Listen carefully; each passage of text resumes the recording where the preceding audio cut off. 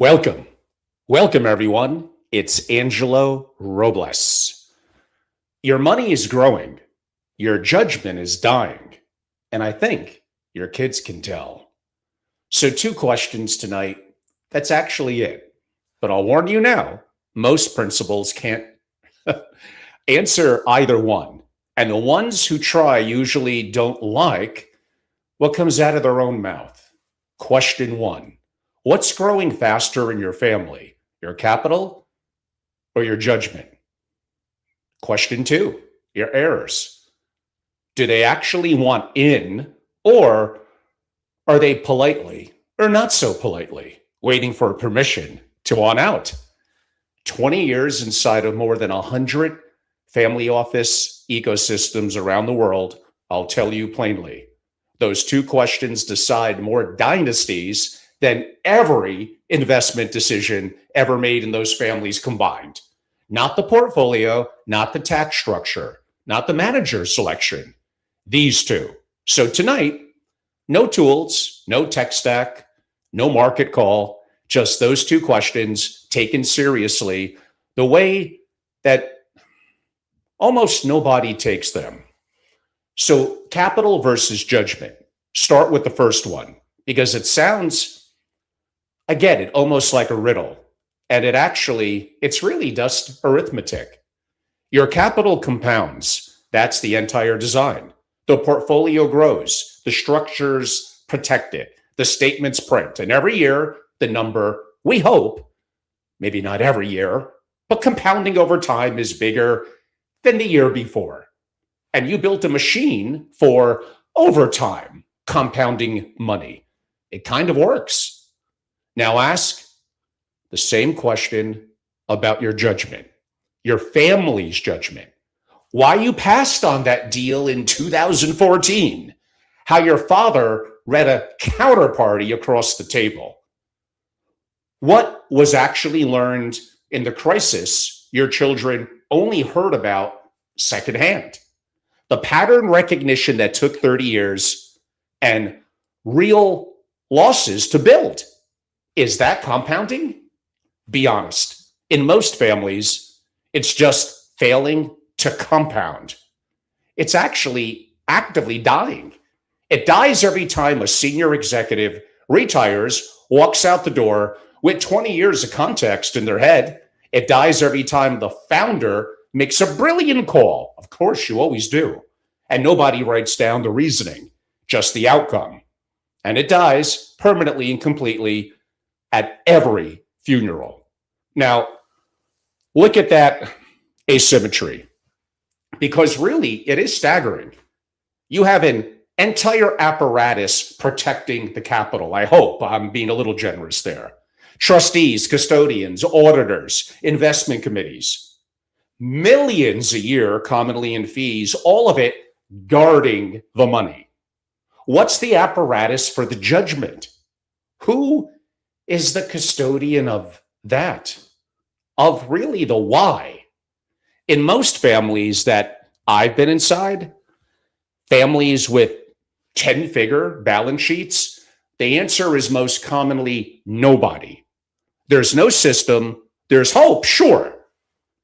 The hope that somehow, over dinners and holidays and a few good conversations, the wisdom transfers by, wait for it, osmosis.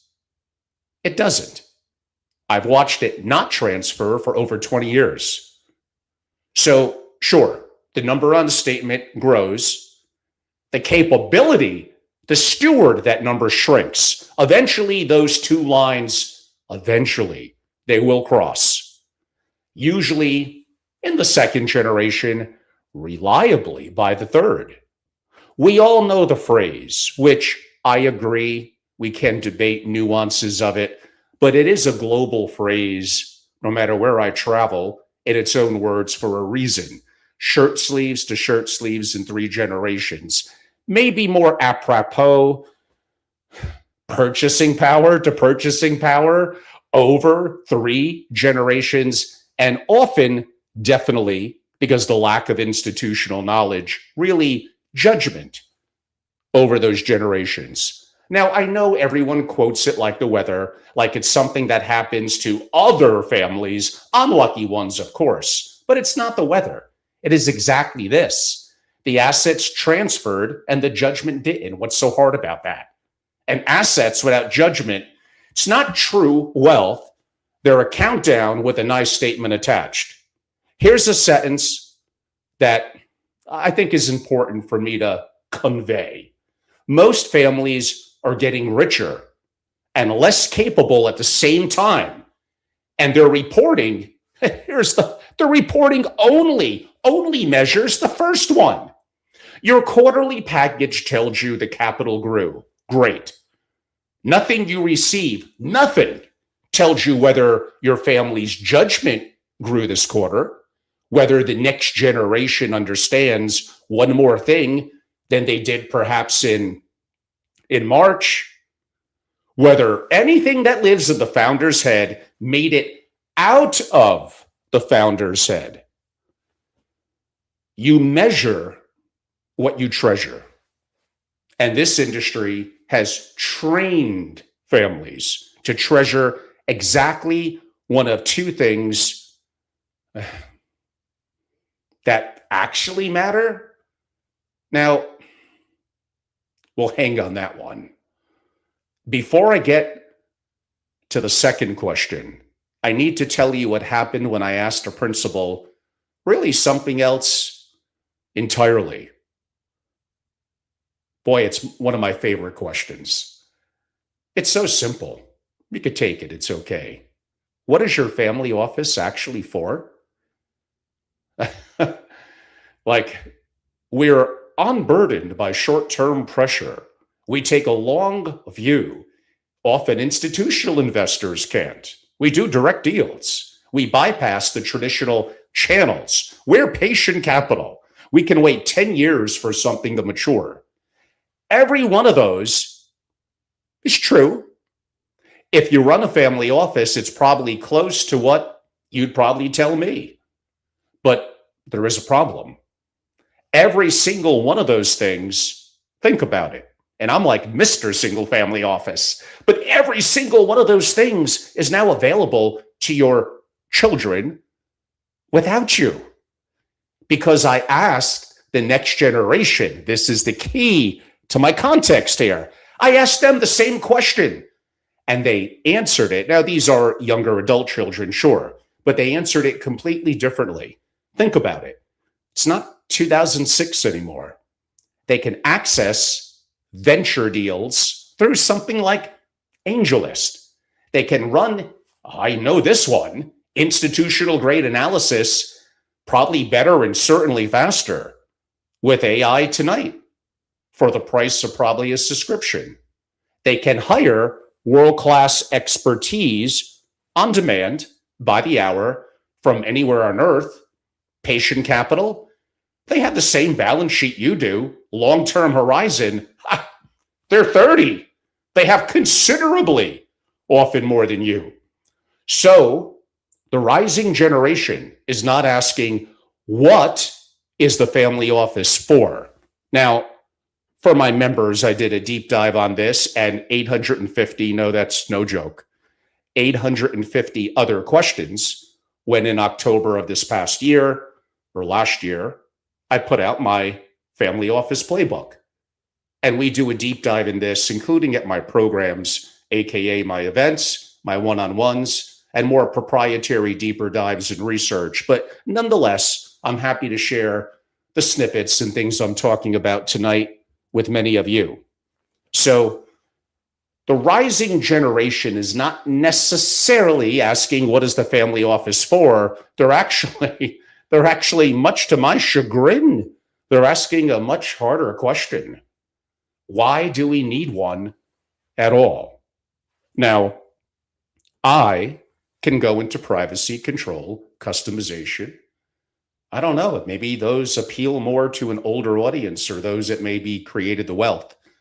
A pattern that I'm beginning to see a little bit and pretty consistent, whether I'm in Mexico, Palo Alto, Australia, pretty consistent across the board. And This is one that is going to have to be answered by the industry. Why do we need one at all? And I want to be honest with you, in most families, that question does not have sometimes a great answer anymore. Like I said, your family office may have made a lot of sense in 2006 because the services it provided, I'm really dropping some good stuff here. The services it provided were unavailable elsewhere or prohibitively expensive. Consolidated reporting, manager access, deal flow, research, coordination. In 2006, if you wanted it, you built it because maybe you couldn't buy it, but you could afford it. You could build it. Now, in 2026, most of those services are commoditized, democratized, and AI augmented to the point where no single family office can compete, perhaps with specialized providers on any of those. Your reporting is worse, likely, than a platform's. Your research is slower than a model's. Your manager access isn't what it was when access itself was scarce. Now, yes, I believe people, systems, and technology and using AI, there is an edge that a family office could have and build alternatively. But because some of you think I only talk about AI as the solution to everything, although we are trending, like it or not, somewhat towards that, tonight I'm going to keep a little bit away from that refrain, although subtly, with the rising generation and them being more tech native and understanding of AI, they understand the things that I'm talking about. But think about it. We could go a little old school. What is left? The only sustainable advantage left is speed, customization. We come back to that again. Integration and privacy that you cannot get elsewhere. That's the list. That may be all of it to some. And notice what those four things have in common. None of them is a service. They're properties of an institution. You can't buy them from a provider because the second provider sells them to you. They're selling them to everyone else as well. Like that was a whole big thing I went into 2 nights ago and earlier during the week. You know, you're effectively renting intelligence and strategies from people that are utilizing it and selling it effectively to your peers and competitors. I'm not saying there's not some incredibly talented people. There are, and you are going to need them. It's hard to go down this road totally alone. But I want you to think deeper, a little bit more first principles, and really break things down. The reality is most people servicing by the law of numbers are going to be average. Collectively as an organization, what they output is going to be a collective of likely groupthink and subject to the resources they have available and a lot of the same outputs for a variety of reasons. It just is what it is. The sooner you wake up to that, the better. But apparently, I guess many of you just don't want to. So, which means the only things left worth having are the two things I actually opened with: judgment and the capability of the family that holds it. So on to the heirs. The question 2, do your heirs want in or out? Every principal I ask answers too fast. Oh, the kids are involved. Involved. Really? Involved means they attend the family meeting. Involved means they're copied on a quarterly deck. Involved means they have a seat where, what say, what power. A seat is not the same thing as wanting in. And your children know the difference, even when you don't.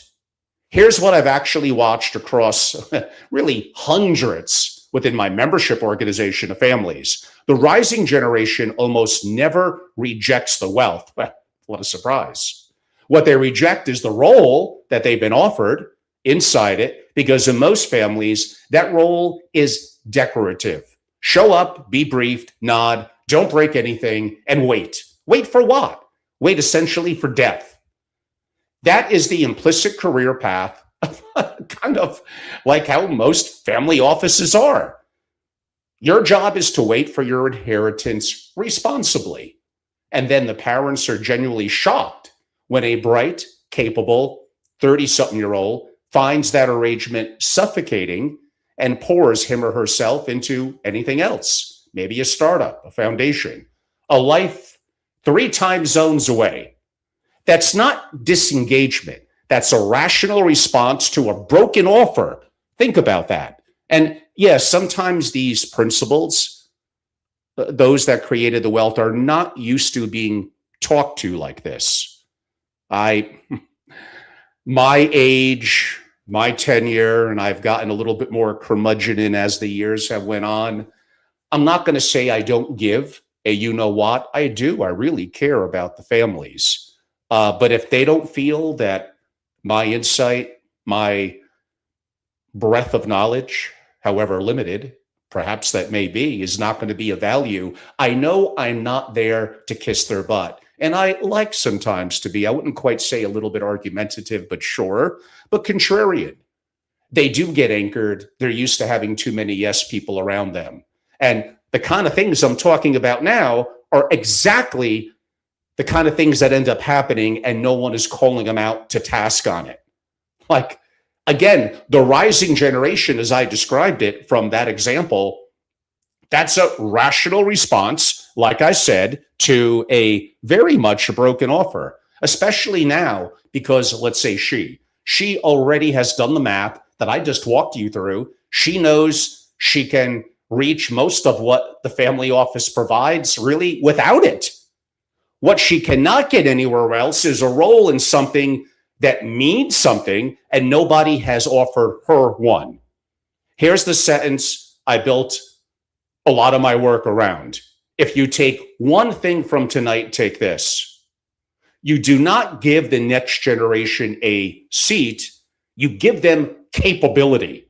A seat is inherited and often quietly resented on both sides of the table. Capability is built and owned. The heir handed real decisions with real stakes early, while the elders are still alive to coach, that their heir engages, not because you demanded loyalty, because you finally gave them something worth being loyal to. Like, what? These are all my decades, my effectively 61 years on earth. I guess I've been doing this since I was a child. It feels that way sometimes. Common pattern over and over. Oh, trust me, I want to talk about AI. I want to talk about geopolitics. I want to talk about macroeconomics. I want to talk about the next 100x investment. Like, that's really where I want to be running to. But I see this over and over, the things I'm talking about now. And occasionally through the year, I'll be more public like I am tonight. And again, my family office playbook, my creating a top 1% family office, and a lot of the more one-on-ones, these are the issues that really need to be addressed early on. So I'll give you perhaps an example. We'll call it family one. The heir is 38, 10 years, how boring, on the investment committee. Never once had final authority over anything. Can recite the portfolio, of course, in their sleep, but never decided. When the transition comes, and it sometimes comes suddenly, he will hold assets he has observed but never operated, that the family transferred a balance sheet, and they call that a succession. Family two, the daughter, 26, was handed a real estate allocation, not play money, real, with real consequences and a real mandate. And her father in the room afterward, not to overrule her, but to interrogate the reasoning. Not, was the outcome good? Was the thinking sound? 10 years of that. She isn't waiting for anything. She's the most capable allocator probably in that family now, including the generation above her. When her transition comes, nothing will actually transfer except the title, because the capability that moved years ago, same wealth, same love, honestly. Nobody in the family, one that I described, was negligent. The difference really was architecture. One family built a waiting room, the other built a training ground. Stay on that one a little bit. That's a huge problem in families. Building a waiting room versus building a training ground. And this is where my two questions collapse into one. The judgment that's dying in question one, the heirs drifting in question two, are the only place, like effectively, that it could go. Judgment doesn't transfer into a trust that an attorney drew up. I don't care how good they are. It transfers into a person, or it dies with the person who has it. It's as simple as that. A family that isn't deliberately building its next generation isn't just risking disengaged children. It is guaranteeing that everything the first generation learned gets learned again from scratch at full price by people who could have inherited that for free. Every generation before ours inherited the assets and started over on the wisdom. Every single one. That is the actual family office problem. It's not fees, not allocation. Well, those could be, but let's not go with it tonight. It's not reporting, it's the forgetting. And underneath the forgetting is the thing almost nobody says out loud. Okay, you're going to get another truth bomb. Most families lack intent and purpose. That transcends a single generation. They have a balance sheet that may potentially span generations, and a purpose that expires with whoever built it. What to do? So, what do you actually do? I think 3 moves. All start, why not? Like right now, this quarter. None require permission from anybody. 1, measure the second line. You measure capital monthly, measure capability at least annually. Ask what nobody puts in the quarterly package. What does the rising generation actually control? Not attend, control. What decisions do they make this year with real consequences? What did this family learn this year that is now written down somewhere outside one person's head? If those answers embarrass you, good. That embarrassment is worth more than your last performance report, because it's measuring the thing that decides whether there's a 4th generation at all. It's funny. It brings me back a little bit of a sidetrack story for a second. I remembered it, and I tried to incorporate it with my son as best I could. And sadly, I probably failed here and there relative to emphasizing this enough, but it stuck with me. I remember a father of wealth, a wealth creator, telling me, not every day. I'm not sure if it was once a week or maybe a little less frequent. Basically, and I think his son will call it 13 or 14. What did you fail at today? Implying not that there's shame in failure. If anything, you're stretching your capability. So in a nice fatherly way, what did you stretch yourself on in school and sports and social engagement, whatever it may be, where at least your perception is it didn't hit the highest attainable of what that goal was? That doesn't mean that you didn't learn from it, that you may not hit it tomorrow. The old adage, aim for the stars and hit the moon, is better than aiming for the ceiling and hitting it. Now, the father did note that if I heard the same pattern of a failure on something over and over, then that might be a bigger problem. But it's implying the fear that some children, grandchildren have in highly successful, maybe more public families where they're afraid of failure. Man, I'd really be in trouble. uh, okay, off my little story. 2, convert one seat kind of into a mandate. Pick one area, pick one domain, an allocation, a property, a venture, genuine budget, and hand over actual authority with actual stakes. Then do the part almost nobody does. Review the reasoning, not just the result, regularly while you're alive and sharp enough to coach. One real mandate does more than 10 years of a baloney committee attendance. You know this from your own life. Nobody ever fell in love with a business by observing it. 3, start the capture. And here's the only sentence I'll say tonight about technology. It's hard to stop me. Because for the first time in human history, this problem is actually really solvable. The judgment that always died with its owner can now be captured, made permanent, and made by query queryable. Why you passed, how you read the room, what the crisis really taught you, your grandkids asking your reasoning maybe decades from now and getting the answer. I call it, and as does the AI industry, kind of the second brain. Building them is some of the most meaningful work that I do. But here are the order of things. The technology is the container. The judgment is really the treasure. A family that starts writing down its why on legal pads this weekend is ahead of a family with perfect software and no habit of honesty. Let me maybe take this where it actually lives.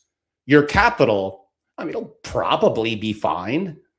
The money is the most protected, most professionally managed, most redundant, safeguarded thing probably in your entire world. Nobody needs to worry about the money. Now, again, I'm just making a point here. What's at risk is everything the money can't buy back once it's gone. The judgment compounding instead of dying. The children choosing this family's work instead of escaping it. Those two things are one thing, and they do not survive by default. They survive by architecture. That word comes back. Built deliberately early, while the family, the people who hold the wisdom are still here to hand it over. The greatest family offices are not per se defined by their assets. They're defined by their capability, decision quality, execution speed, strength of its people, clarity of purpose, adaptability of systems, and the capability of the family itself. All 6 of those are measurable. That's what I'll make more of an announcement this weekend. It's up on my website now, but what my new, at least more publicly facing continuity index does. Your family office scored against all 6. 44 questions. We keep it simple initially. 20 minutes. Again, it's all it actually, we'll have a better, more digitally interactive version. It's a little old school now, but it is up on my website at angelorobles.com. And I'll tell you what I do see. Capability of the family is where the strongest balance sheets in the world routinely post effectively their weakest number. Go find out where yours lands. And this summer, August 12th and 13th in New York, is my AI Masterclass. 2 days where families build the architecture underneath all of this, including the second brain that I noted that ends the forgetting. And that seat only comes from membership in my private intelligence and strategy community, SFO Continuity. If something landed here tonight, maybe uncomfortable, reply to me via email. Go to my website. My contact info is all there.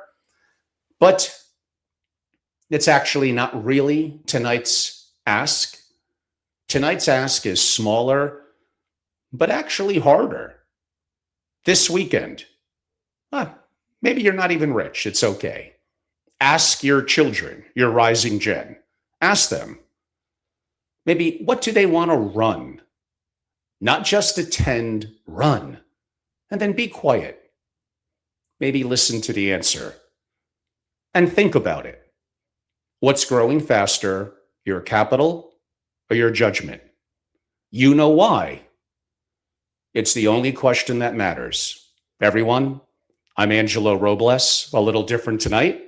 I hope you enjoyed it. Go to angelorobles.com and learn more, including the summer's masterclass and, of course, about membership. I appreciate all of you. I hope you're all going to have a wonderful evening if you're live. A couple of comments. Some of you are used to me being very focused on something like AI and really drilling that in. Today was a very important subject, a little bit more the heart of my family office community. But those of you that may be a little bit on the outside looking in, hopefully there was a nugget or two that was dropped that would provide value. I do appreciate all of you. Thank you for the comments. I know it's been a busy week for me. And like I hinted, probably this Sunday night, I'll do a live on the continuity index.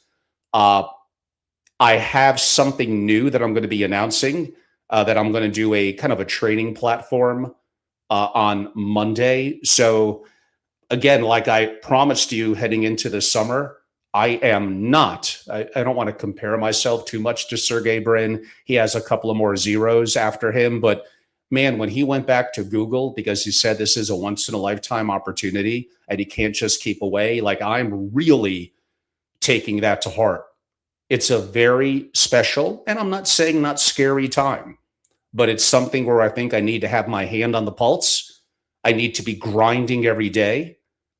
There's a lot of work to be done, and I want to provide value to the community in a unique way that I don't think anyone, whether I'm likable or not, does not matter in the slightest. Am I providing value? And for members, maybe that's only one special time a year. I hope it's more than that. And I know what I've been writing and outputting as proprietary content and a lot of my new initiatives that I'm doing. It's been a very busy summer. You could learn a lot more about it going to angelorobles.com. And I hope to see some of you this August on 12th and 13th. I'll have my New York forum in September, off to a little jaunt in Europe. Oh, and next week I have on one of my most popular guests of all time. I think it's 53 years as a macro strategist and investor, the one and only David Hunter. He's coming up next Wednesday. I think that's August 5th. Probably right after markets close. So let's call it 4 o'clock. And there is a lot going on. So I do look forward to getting back to that macro and investing discussion. But I think tonight was very special, very dear to my heart, and really the anchor, the tenement of the challenges within families of wealth, family offices that represent them, and a lot of the things that go somewhat unsaid that from my perspective, I wanted to share and hope to do more of this. Thank you all so much and have a wonderful evening.